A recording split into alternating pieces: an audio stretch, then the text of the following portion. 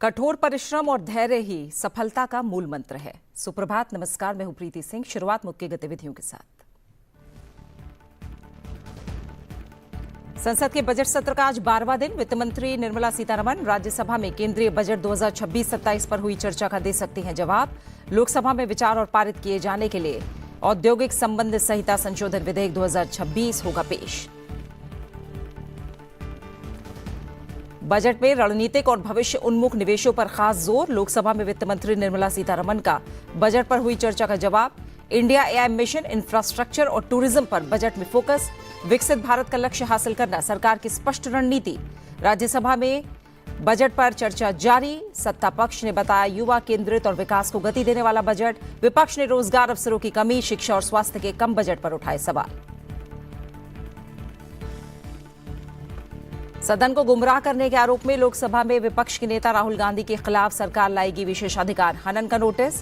केंद्रीय मंत्री किरेन रिजिजू ने कहा राहुल गांधी बिना किसी सबूत के पीएम मोदी पर लगा रहे हैं आरोप। हरदीप सिंह पुरी पर भी निराधार आरोप लगाने का आरोप। अब सरकारी कार्यक्रमों और स्कूलों में वंदे मातरम अनिवार्य। सरकार ने राष्ट्रीय गीत वंदे मातरम के संबंध में जारी किए विस्तृत दिशा निर्देश। राजकीय समारोहों और राष्ट्रपति संबोधन से पहले और बाद में राष्ट्रगीत अनिवार्य। राष्ट्रगीत के दौरान सावधान मुद्रा में खड़ा होना जरूरी। प्रधानमंत्री नरेंद्र मोदी ने कनाडा में गोलीबारी की घटना में अपनों को खोने वाले परिवारों के प्रति व्यक्त की गहरी संवेदना। घायलों के शीघ्र स्वस्थ होने की कामना।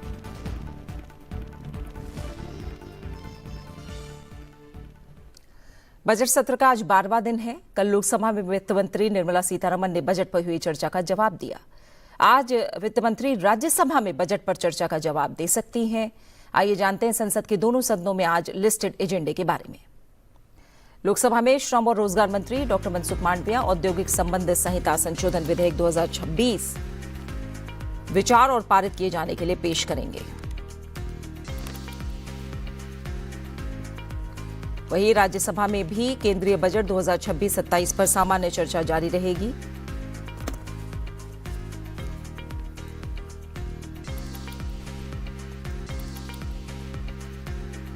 राज्यसभा में बजट पर सामान्य चर्चा कल तीसरे दिन भी जारी रही। सत्ता पक्ष ने बजट को युवाओं पर केंद्रित और विकास को गति देने वाला बजट बताया। वहीं विपक्ष ने रोजगार के अवसरों, शिक्षा और स्वास्थ्य के बजट में उचित प्रावधान नहीं किए जाने का मुद्दा उठाया। चर्चा के दौरान बीजेपी सांसद कविता पाटीदार ने कहा कि भारत वैश्विक अनिश्चितताओं के महासागर में आज एकमात्र प्रकाश स्तंभ बना हुआ है और सबसे तेजी से बढ़ रही अर्थव्यवस्था है। बीजेपी सांसद सुजीत कुमार ने कहा कि वर्ष 2026-27 का बजट अगले 25 वर्ष के विकास का रोड मैप है।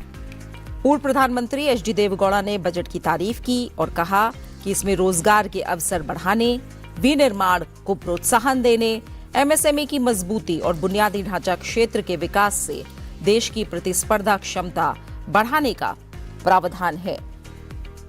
वहीं विपक्ष के सदस्यों ने देश में रोजगार के अच्छे अवसरों की कमी, शिक्षा और स्वास्थ्य के लिए बजट में पर्याप्त प्रावधान न किए जाने जैसे मुद्दों को लेकर सरकार की आलोचना की।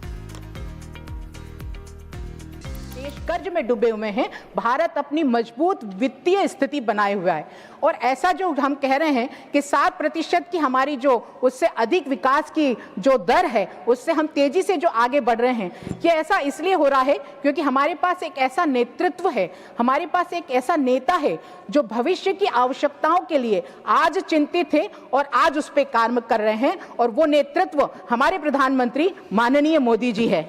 ये उन्हीं की दूरदर्शिता का आज परिणाम है कि 11वीं अर्थव्यवस्था से आज हम तीसरे नंबर पर पहुंचे हैं। दीर्घकालीन घाटे से निकलकर आज हम मजबूती से संतुलित वित्तीय स्थिति तक पहुंचे हैं। अस्थिरता के दौर से निकलकर आज हम नीतिगत स्थिरता पर पहुंचे हैं। आज हम मदद मांगने वाले देश की छवि से बाहर निकलकर हमने वैक्सीन मैत्री के रूप में विश्व को देने वाले देश के रूप में अपनी छवि को बनाया है।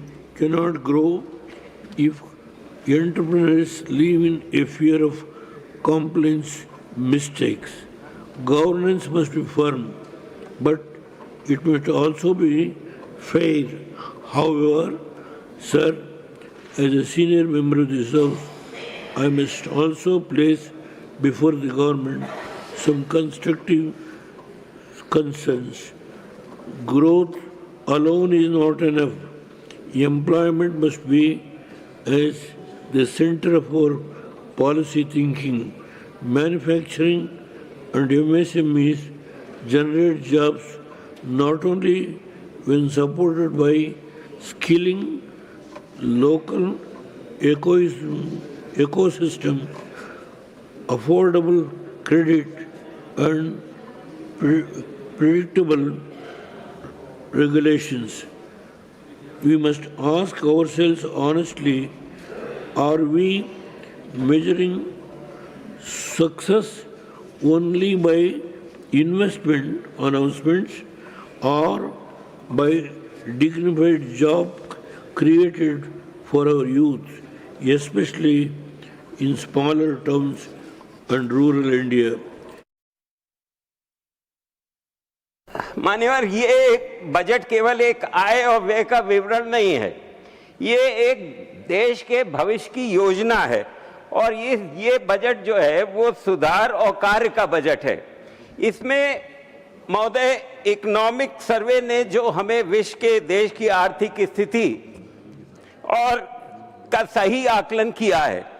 आज दुनिया के ज़्यादातर देश युद्ध, महंगाई और आर्थिक चुनौतियों से जूझ रहे हैं, वहीं भारत एक अलग खड़ा हुआ है और अपनी विकास की दर को लगातार बनाए रखा है। हम 7% की विकास की दर को बनाते हुए इस पूरी अपने अर्थव्यवस्था को पूरी तरीके से वित्तीय अर्थव्यवस्था को कायदे से बना के हम इस देश को आगे विश्व के अंदर एक मजबूत स्थान प्रदान कर रहे हैं और यही कारण है कि हमारा भारत आज विश्व का चौथा लार्जेस्ट इकोनॉमी का देश बन के निकला है। महाराष्ट्र के लिए ये बजट ऐतिहासिक और अभूतपूर्व है। ये बजट महाराष्ट्र के परिवहन और विशेष रूप में रेलवे क्षेत्र में क्रांति की नींव रखने वाला ये बजट कहूँगा तो गलत नहीं होगा। महाराष्ट्र में रेलवे विकास के लिए इस बजट में रिकॉर्ड 23,926 करोड़ रुपए का प्रावधान किया गया है। वर्तमान में महाराष्ट्र में लगभग 1,70,000 करोड़ रुपए के रेलवे आधारभूत ढांचे से जुड़े हुए कार्य प्रगति पर है। इनमें नई रेलवे लाइनों का निर्माण, रेलवे स्टेशनों का पुनर्विकास और यात्रियों को सुरक्षा बढ़ाने वाले कार्य शामिल है। पिछले 12 वर्ष में महाराष्ट्र में लगभग 2,400 किलोमीटर नई रेलवे लाइनें बिछाई गई है और 3,744 किलोमीटर रेलवे मार्गों का विद्युतीकरण ये पूरा हुआ है। Viksit Bharat is the foundation of any developed nation, and our government has earmarked 1,40,000 crore for education. Sir, day before yesterday, I was listening to some speaker. I don't know why and how, he said that the budget for education has been decreased. In fact, it has been increased by 8% over last year. And sir, 42,000 crore for Samagra Shiksha, 7,500 crore for PM Shri, and sir, 15,000 content creator labs will be set up in our schools so that we are leading in the orange economy. And sir, 5 new university townships are proposed so that there is connect between industry and academia. And sir, 7,150 crore has been earmarked for EMRS, Ekalabya Model Residential School, ensuring that tribal students are never left behind in this race for national progress.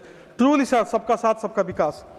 Sir, this budget accelerates the new education policy, NEP 2020 agenda, and ensures that no child, no youth, no dream is left behind. Lok Sabha में budget पर हुई चर्चा का वित्त मंत्री निर्मला सीतारमण ने जवाब दिया। वित्त मंत्री ने कहा कि हमारा फोकस इंफ्रास्ट्रक्चर पर है। वाटरवेज, हाईवेज विकास का रोड मैप तैयार किया गया है। 4,000 करोड़ से ज्यादा फूड प्रोसेसिंग यूनिट्स के लिए दिए गए हैं। शिप बिल्डिंग में स्थानीय कारोबारी को फायदा होगा। टेक्सटाइल पार्क की भी योजना है।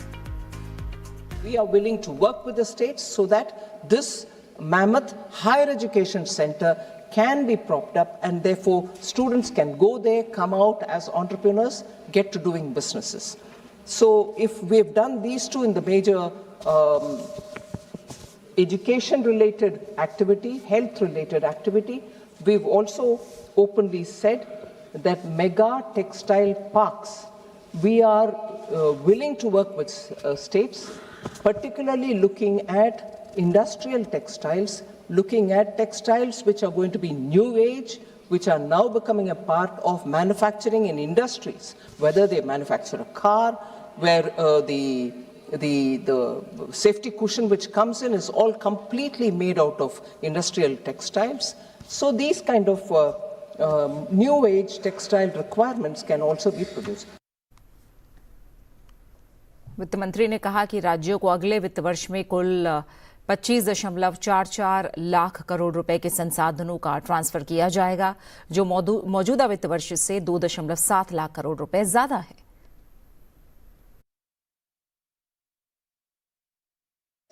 The effective capital expenditure, although I said capital expenditure is 12.2 lakh crores, the effective capital expenditure, which includes the grants that I give to the states as well, is 17.1 lakh crores, which is 4.4% of the GDP, which goes only to build India in the states and everywhere else, union territories and so on.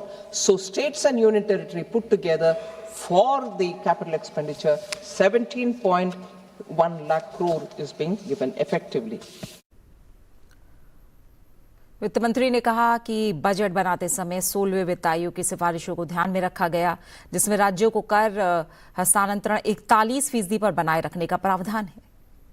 41% it is that we have transferred to the states. We have not reduced any states transferred devolvable tax which has to go, and that I will also bring in the details. Total resources to be transferred to the states, including the devolution of states' share in taxes and releases that are made under the centrally sponsored scheme in 26-27, the coming year, is estimated to be at 25.44 lakh crores. इतना पैसा states को जाएगा इस साल, आने वाले साल, 25.44 lakh crores. This entails an increase of 2.70 lakh crores. ये पिछले इस साल जो मार्च तक है, उस साल से कंपेयर करते हुए अगर हम देखें तो 2.7 लाख करोड़ का इंक्रीज है 25-26 में, और 3.78 lakh crore more than the actuals of 24-25. So इतना स्पष्ट इंक्रीज स्टेट्स को जा रहा है। वित्त मंत्री ने कहा कि सरकार डेटा सेंटर को इंसेंटिव दे रही है, जिससे भारत में डेटा यूज कर रहे और युवाओं को जॉब मिले। इंडिया एआई मिशन के लिए 1000 करोड़ आवंटित किए गए। Please listen, I'm talking about LOP. Listen, no, listen. You will be keen to know. AI और डेटा के ऊपर बहुत चिंता व्यक्त की कि भारत के डेटा विदेश में चली जा रहे हैं। सही नहीं है, क्योंकि हम इंसेंटिवाइज कर रहे हैं डेटा सेंटर्स को, जिससे भारत देश में डेटा रहे और भारत के युवा को जॉब्स मिले। उसके लिए हम कर रहे हैं डेटा सेंटर के लिए प्रावधान। वित्त मंत्री निर्मला सीतारमण ने कहा है कि बजट में केंद्र सरकार की तरफ से पश्चिम बंगाल सहित सभी राज्यों के लिए जरूरी आवंटन उपलब्ध कराया गया है, लेकिन कुछ दल राजनीतिक लाभ के लिए लोगों को गुमराह कर रहे हैं। स्टेट गवर्नमेंट में रोड लेवीज लगाते हैं बंगाल में, और न्यू व्हीकल रजिस्ट्रेशन के समय लगाते हैं।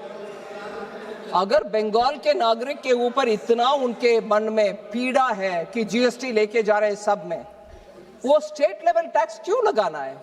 बंगाल के जनता के लिए मुफ्त दे दो। वो नहीं करते हैं, मगर जीएसटी से पैसा भी आना चाहिए, दोष भी लगाना चाहिए। आपके कॉमन मैन के ऊपर बंगाल में बोझ कम करना चाहते हो तो मैं बोल रही हूं, कोलकाता में पेट्रोल दिल्ली से कंपेयर करते हुए 10 रुपया क्यों ज्यादा है? आप जाके उसको कम करो ना। Dankuni to Surat east west freight corridor का अनाउंसमेंट। उसमें बंगाल के लोग बोलते हैं ये तो हमारी ममता बनर्जी रेलवे मंत्री जब थी उस समय अनाउंसमेंट हुआ है। गलत है, बिल्कुल गलत है। I have announced new dedicated freight corridor दंकुनी से सूरत। माननीय ममता बनर्जी जी ने लुधियाना से कोलकाता को दंकुनी के द्वारा कुछ अनाउंस करके चले गए, वो कुछ नहीं हुआ उसमें। मैंने अनाउंस किया दंकुनी से सूरत, वो बिल्कुल नया है, इसलिए हर विषय में श्रेय लेने का कष्ट ना करें। लोकसभा में बुधवार को बजट सत्र के दौरान नेता प्रतिपक्ष राहुल गांधी के बयान को लेकर सियासी विवाद खड़ा हो गया। संसदीय कार्य मंत्री किरेन रिजिजू ने राहुल गांधी पर सदन को गुमराह करने और बेबुनियाद आरोप लगाने का आरोप लगाया। संसदीय कार्य मंत्री ने कहा कि वो राहुल गांधी के खिलाफ विशेषाधिकार हनन का नोटिस दायर करेंगे। उन्होंने बताया कि लोकसभा और राज्यसभा में कार्यवाही संचालन के स्पष्ट नियम है और अगर कोई सदस्य किसी अन्य सदस्य पर गंभीर आरोप लगाना चाहता है तो उसे पूर्व सूचना देनी होती है और आरोपों के समर्थन में प्रमाण भी पेश करना होता है। संसदीय कार्य मंत्री ने कहा कि राहुल गांधी ने केंद्रीय मंत्री हरदीप सिंह पुरी का नाम लेकर गंभीर और निराधार आरोप लगाए जो विशेषाधिकार का उल्लंघन है। उन्होंने मांग की कि राहुल गांधी अपने आरोपों को सदन के पटल पर प्रमाणित करें। We are going to file a notice, privilege notice, against Sri Rahul Gandhi for misleading the House and also making baseless statement. There is a very clear-cut rules of procedure conduct of business in the Lok Sabha and Rajya Sabha. When a member intends to make serious charges of allegation against another member, then you have to make a notice and also substantiate the allegation. So I have on the floor of the House requested Sri Rahul Gandhi ji to make necessary authentication of the those points he has made. Number one, Sri Rahul Gandhi has made useless and false allegation against the government, against the Prime Minister, saying that Prime Minister has sold India and Indian interest. On what basis?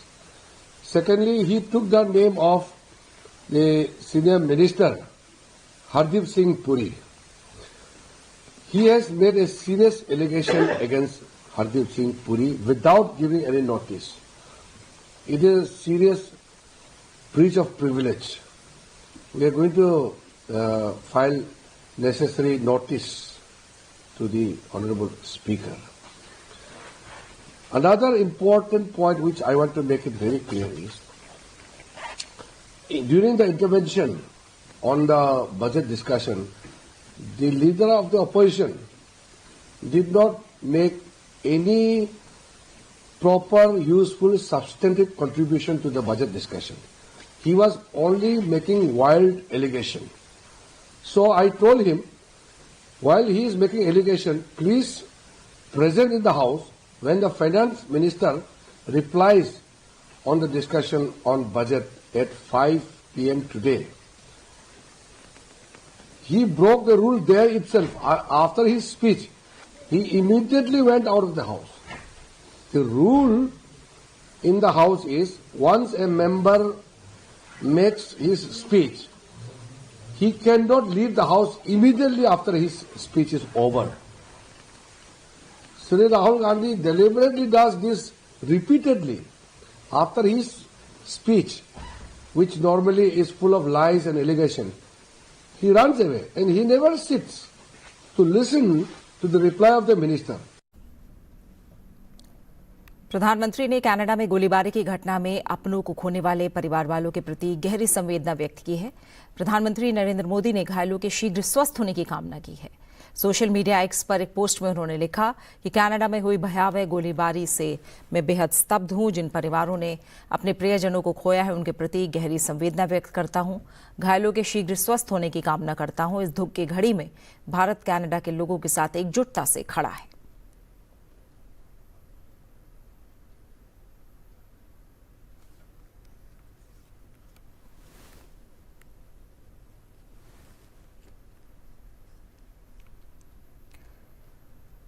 केंद्र सरकार ने राष्ट्रीय गीत वंदे मातरम को लेकर नए दिशा निर्देश जारी किए हैं। नए निर्देशों के तहत अब सरकारी कार्यक्रमों, स्कूलों और अन्य महत्वपूर्ण आयोजनों में वंदे मातरम का गायन या वादन अनिवार्य होगा।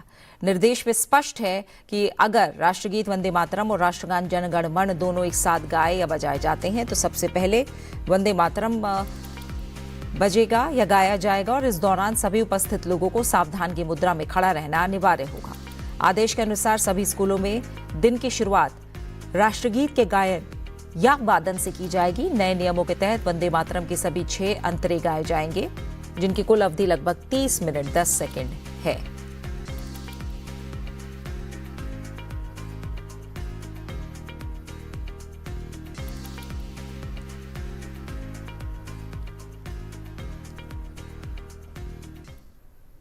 भारतीय वायुसेना 27 फरवरी को राजस्थान के Pokhran air to ground range में वायु शक्ति 2026 अभ्यास के माध्यम से अपनी शक्ति का प्रदर्शन करने के लिए तैयार है।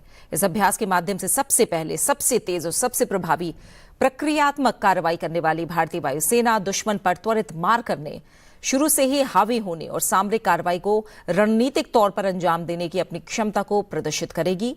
वायु शक्ति 26 ऑपरेशन सिंदूर की सफलता को भी दर्शाएगा। इस आयोजन से पहले रक्षा मंत्रालय ने एक वीडियो जारी किया है।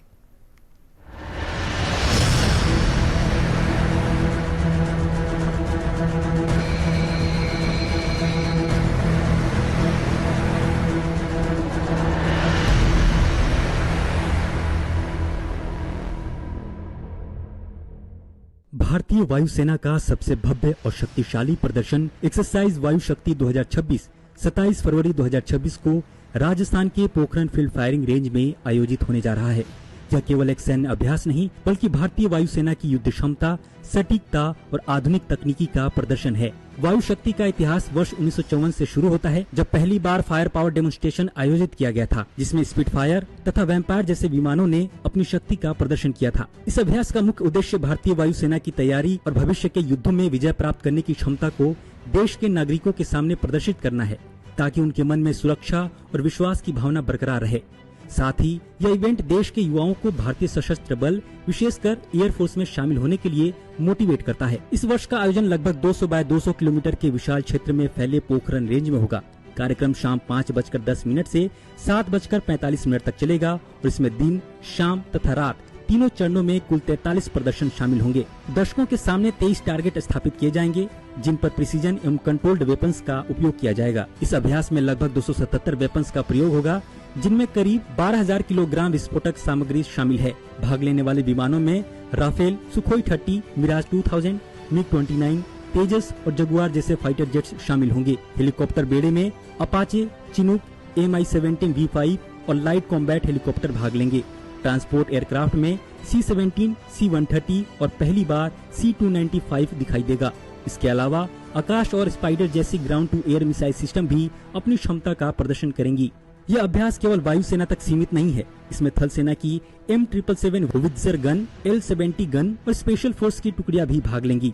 वायु शक्ति 2026 केवल एक प्रदर्शन नहीं, यह भारत की शक्ति, आत्मविश्वास और अटूट संकल्प का प्रतीक है। परीक्षा पे चर्चा 2026 में प्रधानमंत्री नरेंद्र मोदी ने बताया कि युवा कैसे विकसित भारत 2047 में योगदान दे सकते हैं। उन्होंने कहा कि रोजमर्रा की छोटी छोटी आदतें और जिम्मेदार नागरिक बनने की सोच हमें 2047 तक एक मजबूत और विकसित भारत बनने में मदद कर सकती है। जाते जाते आपको छोड़ जाते हैं इसी से जुड़े एक वीडियो के साथ।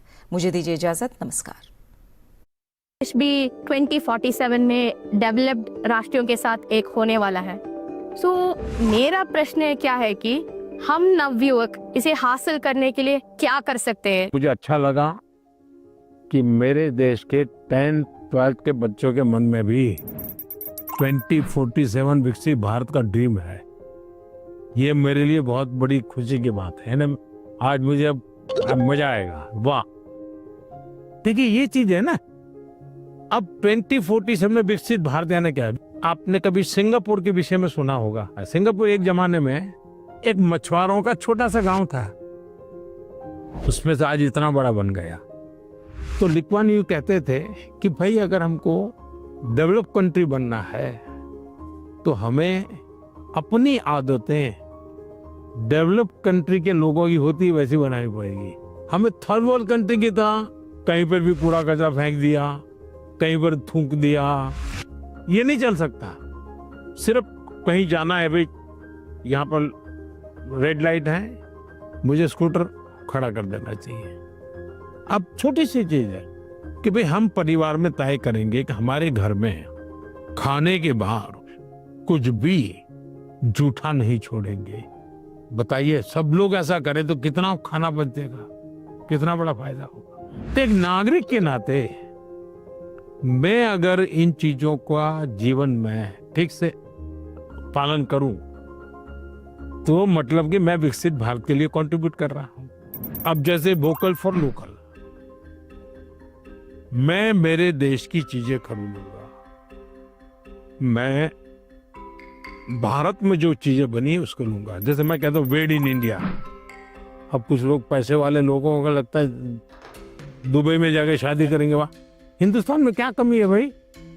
हम सब देश के नागरिक छोटी छोटी चीजों को करें, हम जरूर विकसित भारत बनाने में अपना दायित्व निभा सकते हैं, हम कंट्रीब्यूट कर सकते हैं। He was shocked that, oh my God, a student is actually concerned about this. And he told us that it's the small steps that matter, not the large.